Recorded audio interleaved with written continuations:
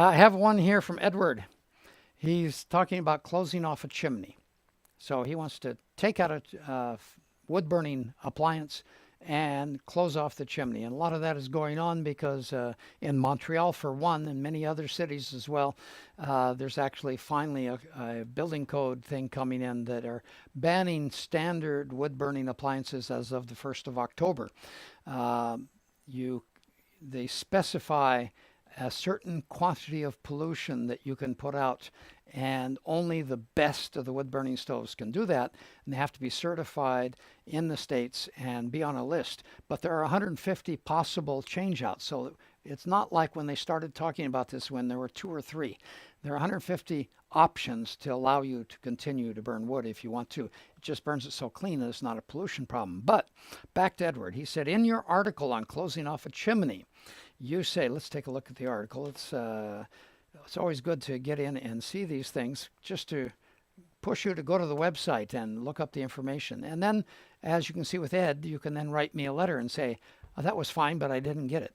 Uh, he says, he quotes me and he says, we do need it airtight on the bottom. But Ed has seen a number of people on various forums saying the best practice is to leave a ventilation grill on the front of the firebox that you're sealing up, such as adding an air brick if you brick up the entrance. Can I comment on this? Well, this I really sometimes have to take on the web and the forums, because sometimes there's some serious errors that are made, all with good intentions. Number one thing we have to find out is, what climate are you in? If you were to do that in a warm climate, it wouldn't be a problem. Okay? But most people don't have fireplaces in a warm climate that they want to close off. So if I was closing a fireplace in Florida, I would probably put a vent in there, because the rules of moisture movement are reversed from that of northern United States or Canada. So when we're up here, probably the best way to explain it is, think about a northern climate wall. We put insulation in the wall. It's cold on the outside, it's warm on the inside, and we have moisture in the house.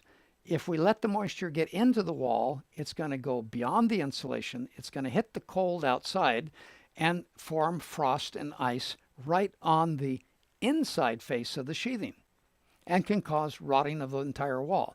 In fact, we have a lot of water that moves through that mechanism, as much as 30 liters of water a year through one electrical outlet.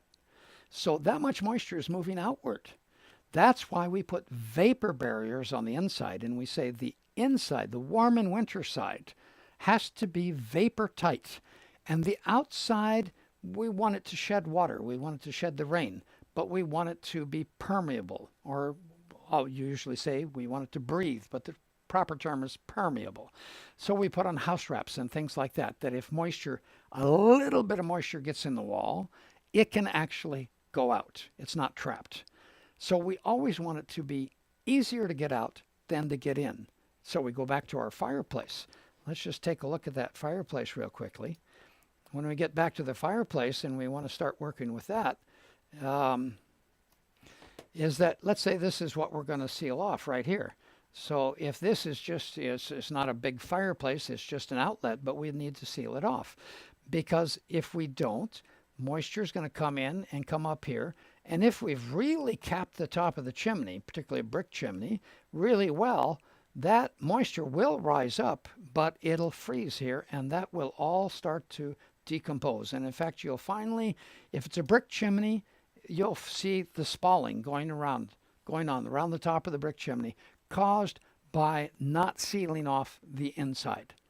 What we want to do is seal it airtight on this wall down here. So right here we seal it airtight, and we could even put a loose cap on the top to make sure that no rain or snow gets in there and gets tied down. The wind blows it off, but it's just as fine if it breathes out here.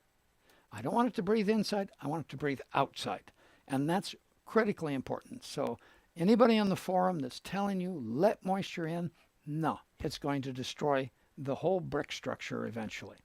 Okay, so that's, every once in a while you need to stand up and explain things so that it's not all just, oh, I think it's a good idea, it worked in my aunt's house, you know. Maybe it just hasn't fallen down yet.